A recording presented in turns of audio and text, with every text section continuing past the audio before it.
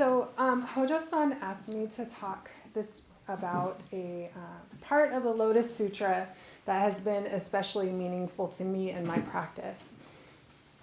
And as I picked it up and started reading it this winter, I realized that whatever part I'm reading at the moment is the part that I want to talk about. So I think what is special to me about it is the relationship that I have with it and how that informs my practice. So I want to talk about just that what has jumped out at me this winter, this time, and how that's informed my practice over the last couple of months. So we talk often about forming a relationship with a text rather than reading it in our kind of typical extractive way. So if you think about when you're studying something in school, often we're asked to kind of essentialize it, to summarize what are the key points and regurgitate it back. And that's one way to read a text, but Buddhist texts in general are not really designed to be read that way or to only be read in that way. And if you've been coming on Thursday nights, a couple of weeks ago we were reading the introduction to this translation of the Lotus Sutra, which is really wonderful. And as far as an explanation of the key teachings and the philosophical implications of the sutra, I don't think you could ask for anything better. But also, for me, it falls a little bit flat because those kind of core themes of the sutra and that explanatory way of understanding it is only one part of the sutra, right? There's a lot more to it than that. And last week on Sunday, Hojo-san was mentioning that our tradition is a tradition of intimate knowledge, which is a little different than that kind of explanatory knowledge. If someone could come and it just explain to us how to wake up, we wouldn't be here, right? This tradition wouldn't need to exist, right? We could just all understand that and suffering would be over, right? But that's not how it works. Right? This is knowledge that has to be unfolded through our lives. Right? That has to live as our lives. And that's what it is for it to be intimate knowledge. And so we have to develop an intimate relationship with the teachings. So there's lots of different ways that we could talk about that we could do that. We might memorize parts of a sutra, chant it every day as we do with lots of things here so that it kind of lives in our mind and rattles around in our brain and pops up when we least expect it to show us something. Some people might copy sutras out or explore it through art, using different parts of our mind to engage with the sutra instead of that kind of language and logic-oriented part. And it can also be as simple as just picking a sutra up and reading it over and over and over at different parts in your life and noticing that it has different things to teach you, right? And that there's always something new that you didn't see before or that didn't speak to you before. So the part that really jumped out at me this time is the verse section of the parable of the burning house. So Hojo-san's talked a lot about the parable of the burning house, so I'll be very brief on the kind of core theme of it. But the sutra has been talking about the three vehicles or three different kind of forms of early Buddhism, right? And there was the Charvaka path, the Prajakabhuta path, and the Bodhisattva path. And the Buddha's explaining that really there's only one path, there's only one vehicle, and that he's explained it in different ways to different beings based on their needs. But really that we're all on the same path. And that all beings are bodhisattvas whether they know it or not. And he teaches this parable about a wealthy old man who has this house that's kind of falling down. And it catches on fire and his children are playing in the house. And he can't carry them out. They have to get out under their own power. But they're so engrossed with their play and they don't understand the danger and they won't leave. So he makes up this story that, hey, there's these 3 carts, these toys that you want, that you are playing with. There's real ones outside, these 3 different carts. And if you run outside, you can have them. So they run outside, and there are 3 carts, but they're not quite as described, right? They're all the same, and they're all much better than the children could have imagined. So you're reading along in the first few chapters of the sutra, and a pattern emerges that there's a section in verse, and a section in prose, and then a section in verse. They'll say something in prose, and then it's repeated in verse. And there's a little bit of variation, but they're mostly conveying the same ideas. Then you get to the verse section of this parable, and it goes on for pages about these terrible, vicious beasts and monsters and demons and all of this horrible, nasty stuff. Like in the prose section, the house is kind of fallen down. There's some dangerous animals in it. But then we're focused on what the children are doing, right? And this one is all about how terrible. And it's not just falling down. It's disgusting. It's full of filth and excrement and urine. And so I read it and I was kind of like, right? But I kept coming back to it. Like it was really jarring. And so it felt important to me. And it felt important because it was really different than what came before. So I'm asking myself, why did the authors of the Lotus Sutra feel like they needed to put that in there? And it felt important because of the way it made me feel yucky in my gut, right? And I've learned to listen to that hook, to that feeling in my gut or in my heart that says, there's something important here. There's something that I have a question about. And this is where I need to inquire. So I want to read a little bit of this just to kind of orient us to what I'm talking about. This goes on for pages and pages, but here's just a bit of it. Foxes, wolves, and jackals bit and trampled each other, ripping apart the bodies of the dead, scattering bone and tissue. Following them came packs of dogs that fought with each other, snatching and grabbing. Gaunt with hunger, they skulked about, roving in search of food, fighting and scuffling, snarling and growling. Such were the terrifying and degraded conditions into which that house had fallen. All around and everywhere were goblins and ogres, yakshas and evil demons who devoured human flesh.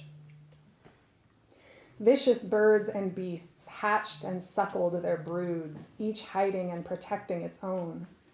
Yakshas competed with each other in seizing and devouring them. When they had eaten their fill, their evil minds became inflamed, and the sound of their combat was horrific in the extreme.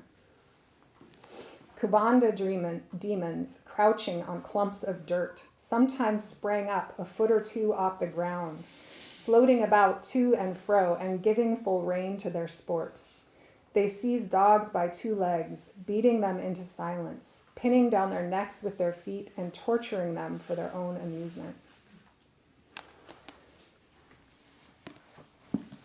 So these just aren't dangerous animals, right? These are beings that are cruel and harmful, and devouring each other, torturing other beings for sport. They're completely consumed by their hunger and their anger, right? By their greed and their hatred and their fear.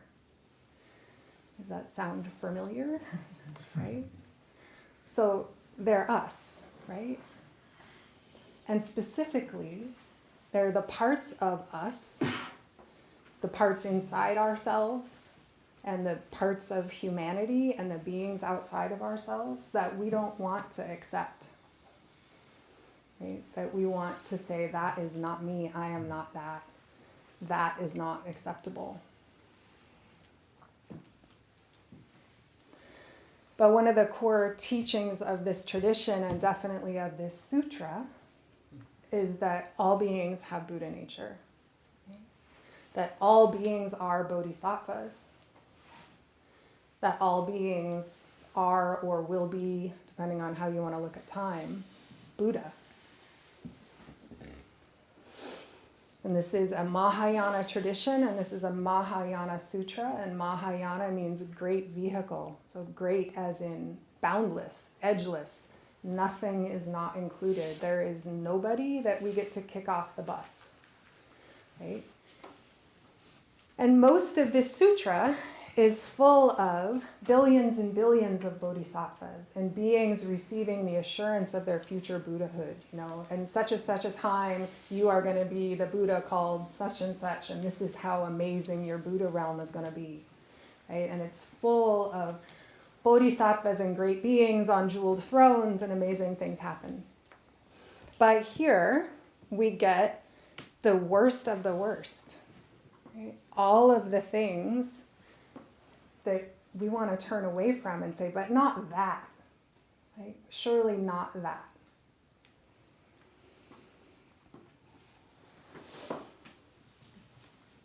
And I want to point out another subtlety of this parable, that the children are distracted by their toys, which in this case is they're playing with these vehicles, right? And their desire for those vehicles is what lets them get out of the burning house, right? Their desire to end their suffering is what allows them to move on the path to end desire. And in the introduction we were reading, Dr. Zoporin says, so go ahead and desire whatever it is you desire, right? Ultimately, it's your desire that's going to lead you onto the bodhisattva path, because all desire fundamentally at its root is a desire to end our suffering. And yet, the children were able to get out of the house, but the beings that were completely consumed with their fear and their delusion and their greed and their hatred can't even see that there's a possibility of doing something else, right? The door's right there. They could run out, but they don't. They're just running in circles, devouring each other. So we're all on the bodhisattva path, whether we know it or not, right? But some desire might be more helpful than other desires on that path. And there's like a whole other talk in that, but I bring it up here just to point out, notice how quickly we go, I'm glad I'm one of the children and not one of the beings, right? Not one of the beings that wants to just devour each other. How quickly we want to separate. I'm not that. I don't want to be that. I want to put that outside of myself. But that separation, that is the fundamental delusion that is driving this wheel in the first place, right? The fundamental delusion is that I have a separate, enduring self.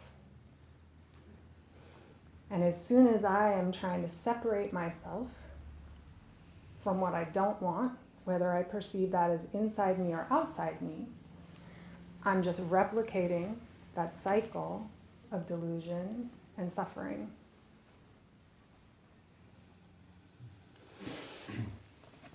So how do we work with that? And I would say that the most important part is to notice that hardening of your own heart. Like, notice that aversion to those nasty monsters, right? Whoever they are in your life. Right? And recognize that that hardening in my heart is the same hardening in their heart. Mm-hmm. The arrogance in me that wants to separate myself from them is the same arrogance in them that is causing harm. And I can work with that arrogance in my own heart. I can pay attention to it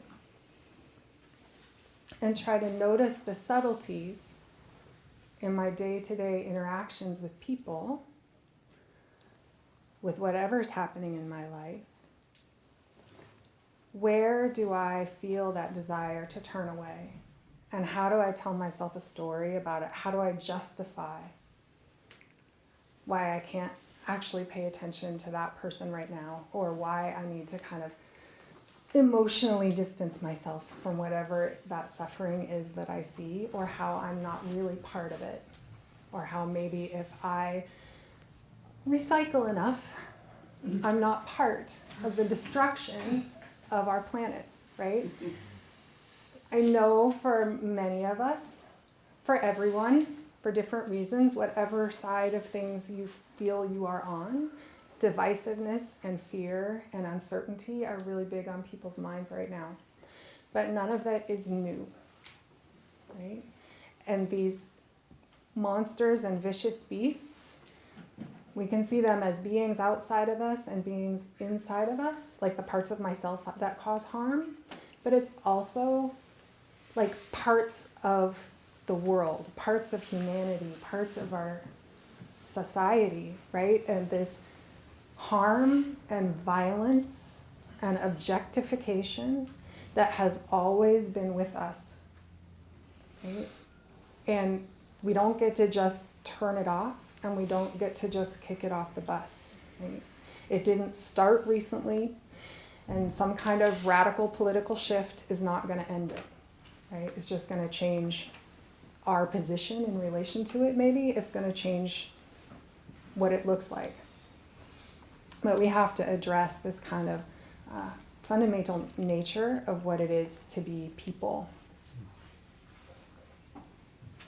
So we talk often about seeing beings as Buddha, right? And that's something that's a lot in the Lotus Sutra, that what a Buddha does is see beings as Buddha, both seeing as a Buddha sees and also seeing beings as Buddhas, right? Notice what happens when you imagine something, or someone, some being that is really, really harmful and that you have a real aversion to, and try to see them as Buddha. What does that feel like? Ugh, right? It's hard. Hojo-san sometimes said, try it with a pile of poop, right? That's actually not so difficult for me, because I can tell myself a story about how it's, part of the cycle of life and it's important and blah, blah, blah. What's really hard for me is like an empty chip bag in the gutter, right? Or a rusted out car, or a nasty industrial neighborhood. And I look at why does that hurt me so much? And for me, what I'm noticing is that there's an intense sorrow there. That we did that on purpose, right? We talk about not treating beings as things. And in Buddhism, when we talk about living beings, we mean all things, not just things that are like biologically alive. And we made that thing just to be treated as trash, just to be abandoned. And there's a tremendous sorrow in me that I am complicit in that, because I am, right? I can't locate myself outside the cycles of harm that are our world. And I feel that same sadness when I look at beings that are causing great harm or are being harmed, right? It's this deep grief. And of course I want to turn away from it, right? It's hard. And those beings that are being harmful are harming themselves in the same way that they're harming others, right? And again, I can be talking about people that I see as outside of me, but also I can be talking about the things inside of me. Like I am currently rediscovering that I can be an insufferable know-it-all, and that when I am, I hurt people, right? It cuts others and it cuts me. And I don't get to like beat that part of me into submission or throw it off the bus, right? I have to embrace that that's actually part of who I am, which doesn't mean that I just wantonly go around hurting people, right?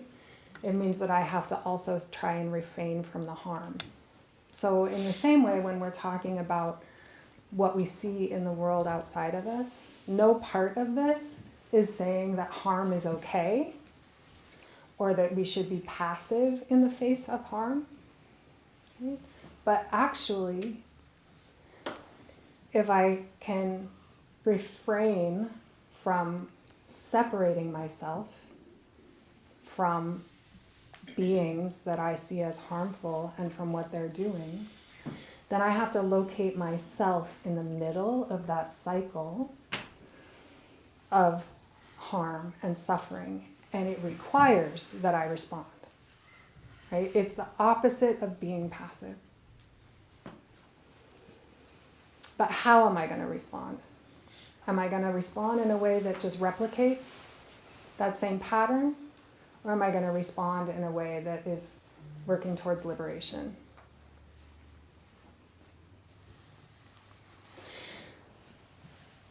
So back to how can we directly work with that, right? I can look at that hardness in my heart and look at that feeling in my gut and try to lean into it and not turn away from it. And one way that I practice that is directly in Zazen. So what does it feel like? Right? Can I let that feeling just completely fill me up and sit Zazen? Right? When I start talking about some of these things, I get really angry. Right? Can I let that anger just like fill my chest? Not tell myself stories about it, not prevaricate on why I'm so angry or why I'm so right, but just let that feeling be. Let it fill me up and let it just sit upright in Zazen. When I notice my own arrogance and competitiveness, can I like embrace that as me and invite it in to sit Zazen? And another way that we can work with that heart is to make offerings and dedicate merit. Right? A couple of weeks ago on Sunday, we put somebody's name on the merit board that people were having a really hard time with, right? Because it feels really hard to offer that merit, to make a dedication to the well-being of someone that you really see as harmful. And for me, that practice started with difficult members of my family, right? To make offerings. When you do that, notice how quickly, how easy it is to tell a little story about how now I'm the moral one, and I'm making these offerings of merit to this person because clearly they really need it, right? And there we are. Right? Just separating again. And it's me that's being arrogant there, not them.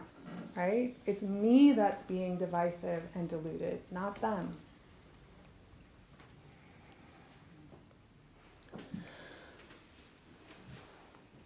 So I will just come back to this, that my arrogance is the same as their arrogance. Right? There's no difference.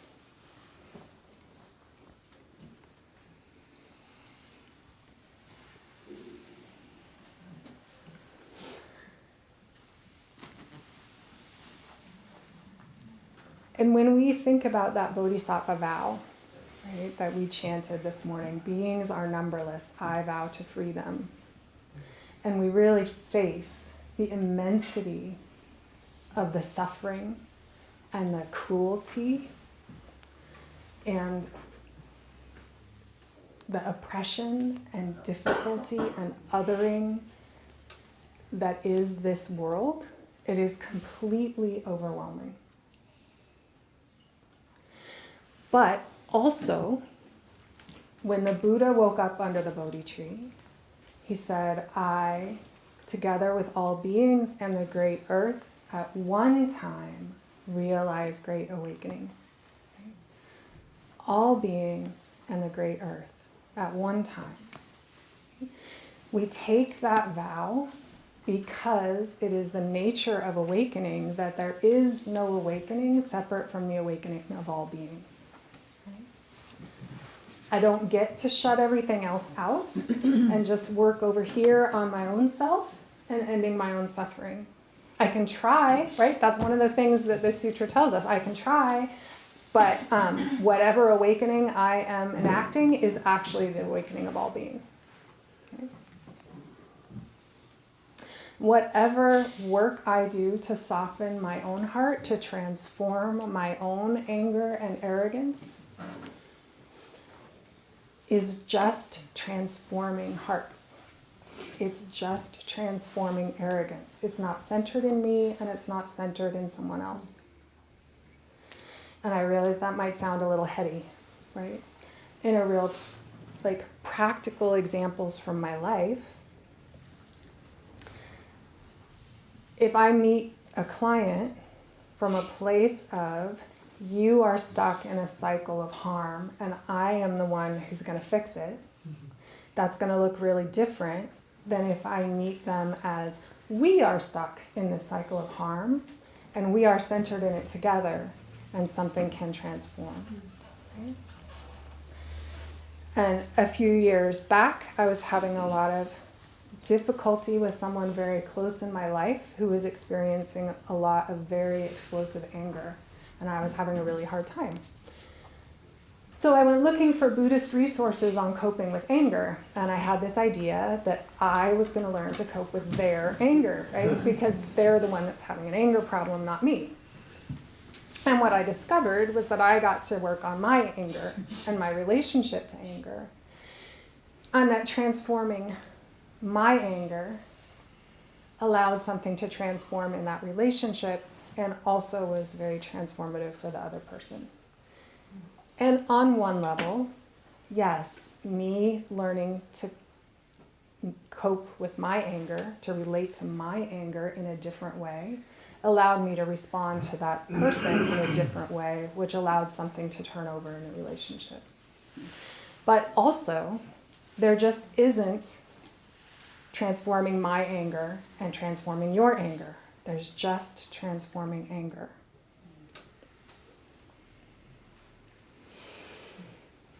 So if that sounds a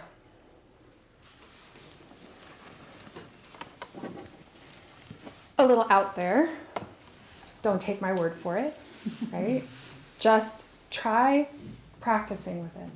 Take up practice with your own arrogance and your own heart. Follow that tug in your own gut about where that inquiry goes and see what happens.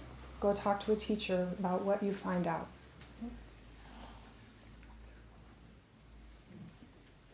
And I just want to end with coming back to, none of this is about being passive in the face of harm and destruction, or condoning bad behavior, or saying that what someone is doing is okay. Right?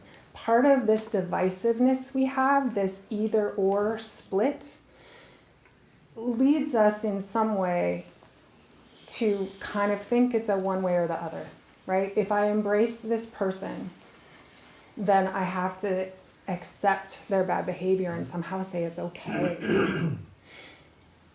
And that couldn't be further from the truth, right?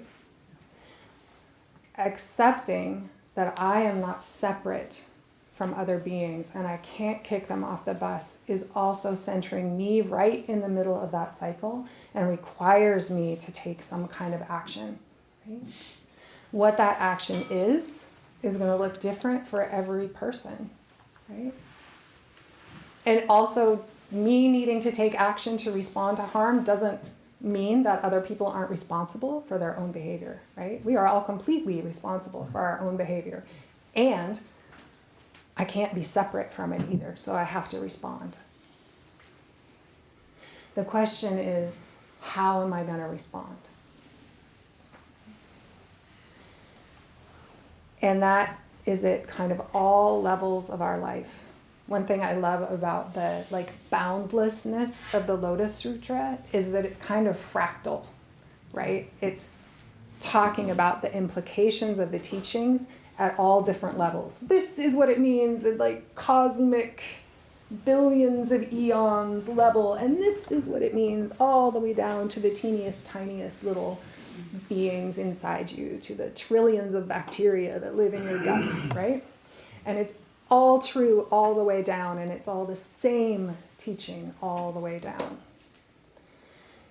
So this practice is the same at all levels of our life, right? It matters in how I meet my dog in the morning, and how I tend to my garden, and how I tend to my clients, and how I meet people on the street, and how I consider responding to the major currents in our world, right?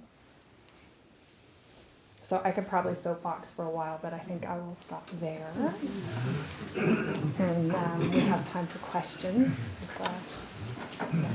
Thank you so much for this teaching. It's very, very helpful for my perspective. This weekend I've been watching videos about Father Boyle, who started Homeboy Industries, and I kept thinking of him again and again as you're teaching the things that he says.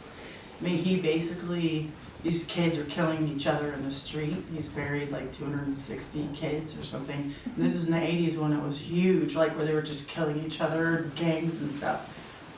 And they're the largest, I don't know, they started jobs, all this stuff. And he says so many things, like very similar to what you're saying. Like, not one of us is saved unless we're all saved. And these kids, you know, I don't know if you know about ACE scores, right? Like, they're most people, you know, 6 means it's just really bad. These kids are like 9 and 10, all of them, right? Mm-hmm. And they did horrible things to each other. You know, kids that he loved killed kids that he loved, and he, you know, they brought him in, and at first it was like give them jobs, and then he realized, you know, this is a place for healing. And what I'm hearing you say is like that's what it is. Like we embrace those parts of ourselves that we reject, and that is healing. And then we have grace and compassion for ourselves, and then that overflows to others. So I thank you for that. I think that sometimes, like when you talk about the the rotting car and the garbage, I have similar, and I have a lot of guilt living where I live, and the amount of consumption just functioning in this society, the amount of consumption that entails just to be a part of this society, and then I just find myself wanting to be a Sherpaka, like, you know, in the woods, and just, you know, I struggle with people, interactions, I'm super sensitive, and also consumption of materials. I want to live, you know, in a cob house, you know, and eat berries. But then I think of like, I was experience a lot of despair, right? Because the Buddha says it's the middle path, right? And that joy is so important. And can you talk about that guilt and then also the joy and this? Yeah, so I mean, this part of the sutra and this talk has been really focused on the ouch parts, right? But it's also the good news, right? This is just the side of the implications of the Dharma that can be hard to face. But it's the same Dharma that is about joy and freedom, right? It's also the good news. And that guilt is something that is really hard to work with, or really hard to experience, hard to accept. But part of locating ourselves in this cycle of being humans in the world of samsara, of recognizing that we aren't gonna just stop engaging in this kind of delusion and separation that generates suffering, right? It's part of who we are. It's part of how our minds work, and we can't just shut it off. We can tend to it, right? That can feel hopeless on one side. The other side is, it's who you are, it's who we are. We don't have to feel guilty or bad or weak because we can't stop doing it. Right? The cycle didn't start with us, it's not going to end with us, right? We are responsible for how we orient ourselves in this life. right? But we're not bad, right? We're Buddha. Like everything else, right? And we aren't more important than anything else, but we also aren't less important than anything else. Right? We don't, it might be slightly political or harsh, we don't deserve to live and have comfortable stuff more than anyone or anything else, but also not less. Right? So it might be a wonderful thing to live in a cob house and eat berries. Right? That's kind of the direction I like to go. But that doesn't get me out of being part of this cycle. There's no amount of purity. I can become a Jainist and stop eating, right? But that actually doesn't get me out of the cycle. It doesn't remove me from responsibility. But within that, there is also room for great freedom and joy. I hope that. Jikie here. Thank you. I have a burning question.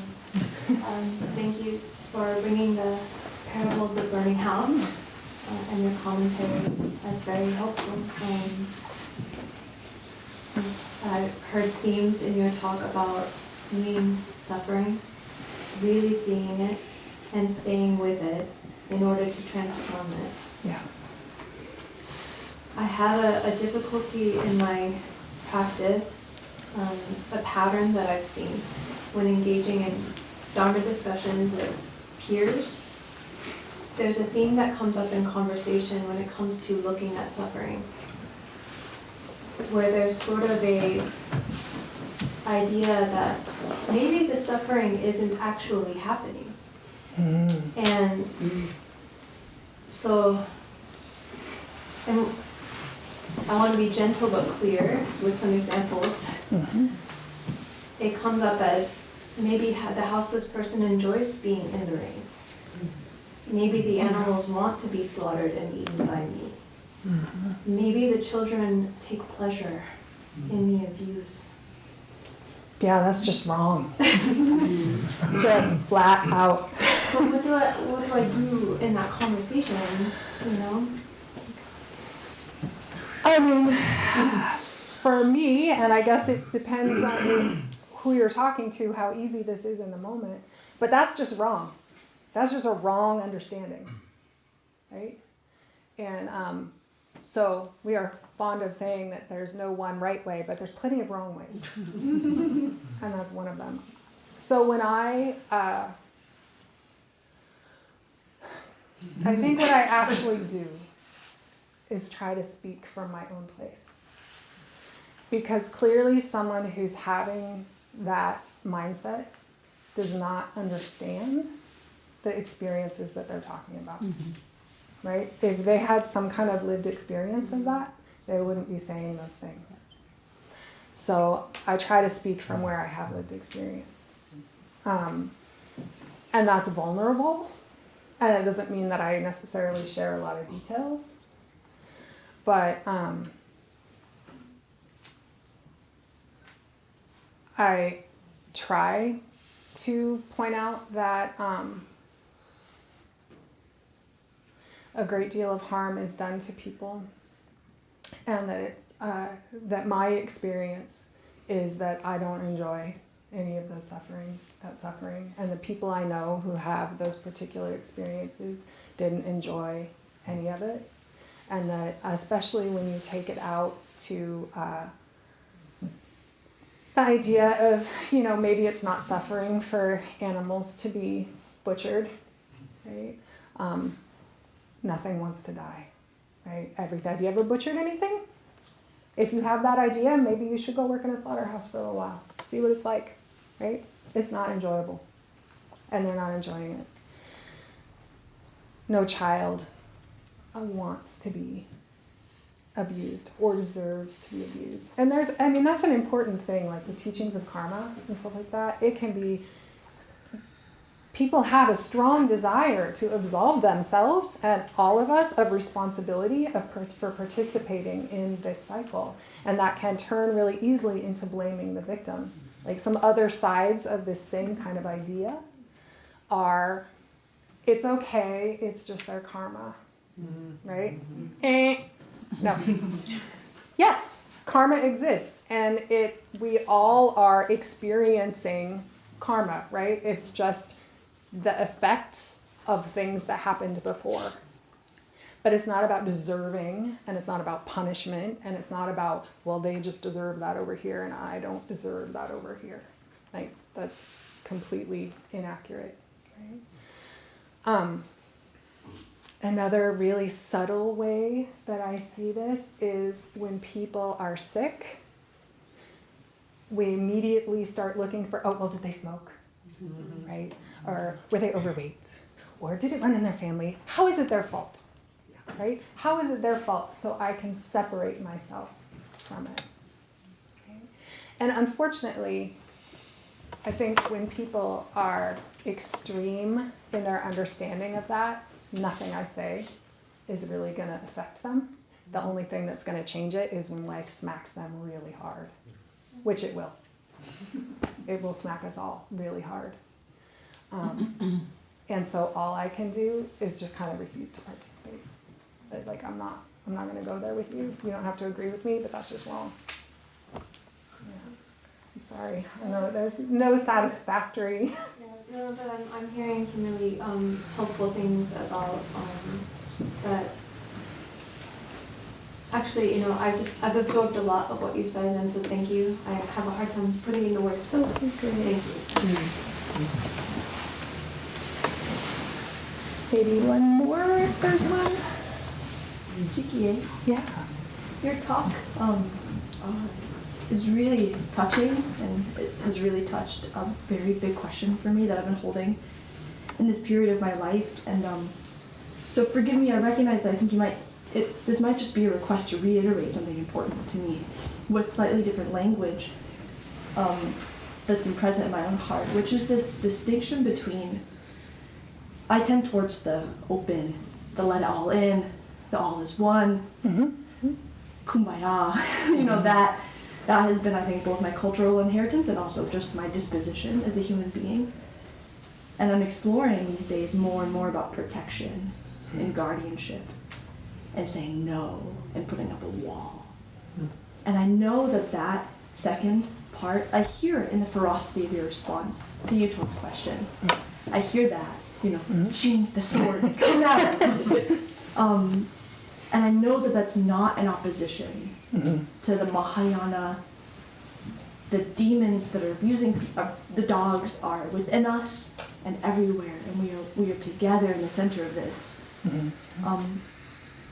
And I'm still really grappling in my heart with how to hold those two things that feel so oppositional. Yeah.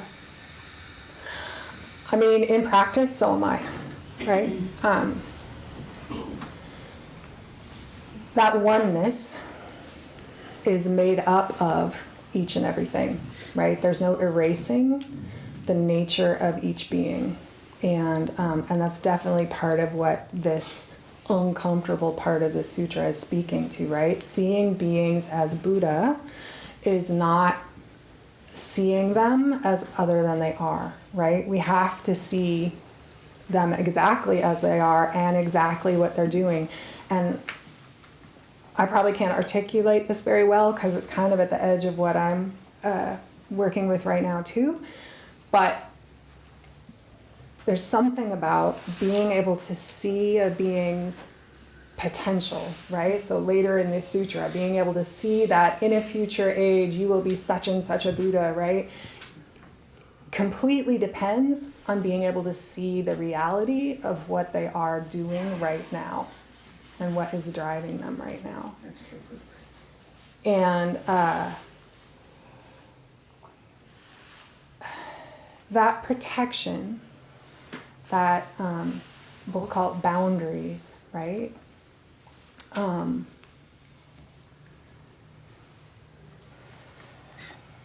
Is not about keeping things out here. right? Like, so I work in behavioral health, and people talk all the time about how do I protect myself, right? And I kind of have to shut up in those conversations, because as a Buddhist, it's the opposite. It's like, how do I let it all just go right through me, right? How do I ground down so that there is space for all of it, and it doesn't need to knock me one way or the other, right? So there is a way that having really healthy boundaries is rooted in that openness, right? And that leaning into connection, again, following that feeling in your gut, right? As you think about leaning into connection with other beings and the people in your life and things like that, notice that feeling of where you're trying to keep something for yourself, right? And don't just cut it off, but like notice it, listen to it, follow it down. Is it rooted in something that is necessary because something is harming you? Or is it rooted in, I don't want to deal with you right now, and I want to do it my way, right? And the more that we can address that, the more that question of how do I set healthy boundaries is clearly answered. The more we feel confident in saying, nope, that I do not have to give, right? And this I do. And it's just an ongoing process. But that's where I would point. Thank you. Thank you. Okay, I think we better have coffee and treats. So thank you very much for letting me talk today.